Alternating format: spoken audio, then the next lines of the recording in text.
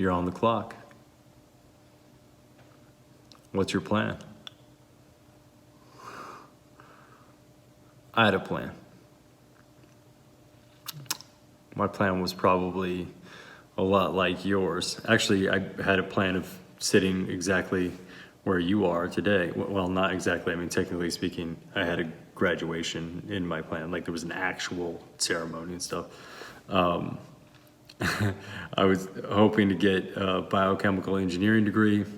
I was going to become a geneticist, go work at a company, make a decent like 6-figure salary, move up over time, buy a house, get married once, have some kids, settle down, and probably retire a little bit early. It was a really solid plan. And the only thing that provided me with an opportunity to be where I am today was a willingness to throw out the master plan. Now, I didn't throw out the hard work. I didn't throw out the morals. I didn't throw out my goals. I didn't throw out my ambition, my drive, my experience. I just threw out the master plan. And I'm not saying you're gonna have to do that, but I'm saying having a willingness to do that goes a long ways. You don't ever have to know what you want to be when you grow up. And the truth is even if you think you know who you are right now, you're probably wrong. Because you're not who everyone else thinks that you are. In fact, you're probably not who you think you are. And your life will definitely not go as planned. I ended up going into modeling, then I was an actor, then I was a producer, and then I acted some more, then I started reality TV shows, then I became a venture capitalist and a philanthropist, was married twice, had kids later. Like the whole thing was sort of like backwards to what the master plan was. Life will throw you some crazy curveballs. It'll send you opportunities in directions you couldn't even imagine. And if you got the plan locked in, you might just miss the opportunity. Here's the good news. There are very few choices that you're gonna make in your life that are permanent. So try things. Try all kinds of things. And always be in pursuit of the better you. Now, there are some plans that are worth making. Plan on surrounding yourself with people that disagree with you without trying to convince them that they're wrong so that you can be right. The people that I disagreed with when I was younger got a lot smarter when I got older. Now, I'm not saying that they got right, but I'm saying in many cases, in some cases they got right, but in many cases, in most cases, the justification behind their reasoning became a lot more intelligent. Plan on meeting as many people as you can, because we come in all shapes, sizes, ideas, backgrounds, and we become the average of the 10 people that we spend the most amount of time with in our life. But as you meet people, take your time in finding generous, thoughtful, caring people to share your life and work with.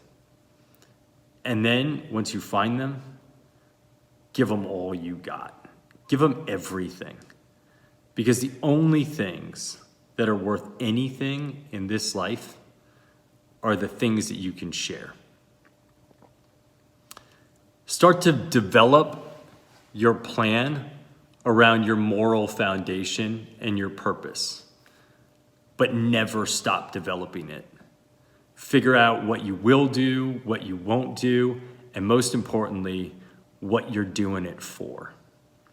And review it and revise it as life washes over you and augments your framework and assumptions for how the world works.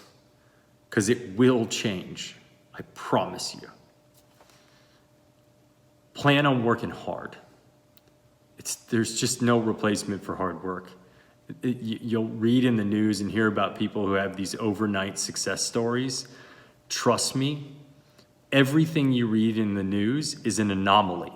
That's why it's news. If it happened every day, it wouldn't be news. Most of the people that I know that are successful in this world got there the old-fashioned way.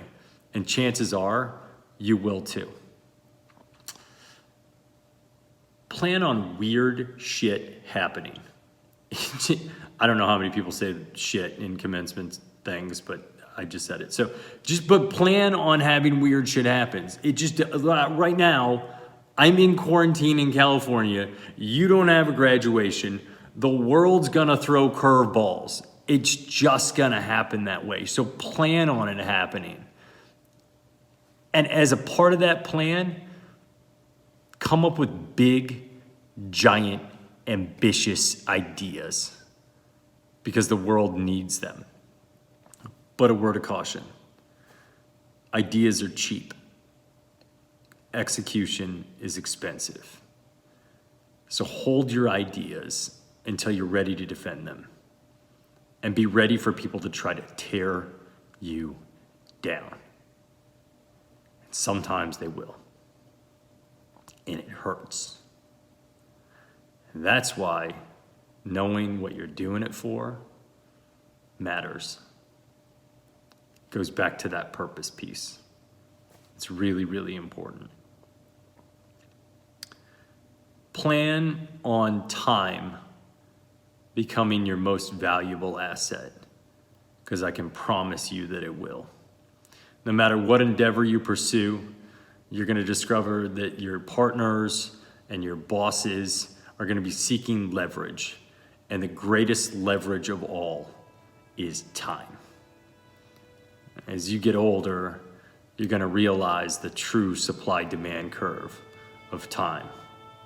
And you'll know that it's only becoming in more limited supply, and the demand is only becoming greater. The clock starts now. What's your plan?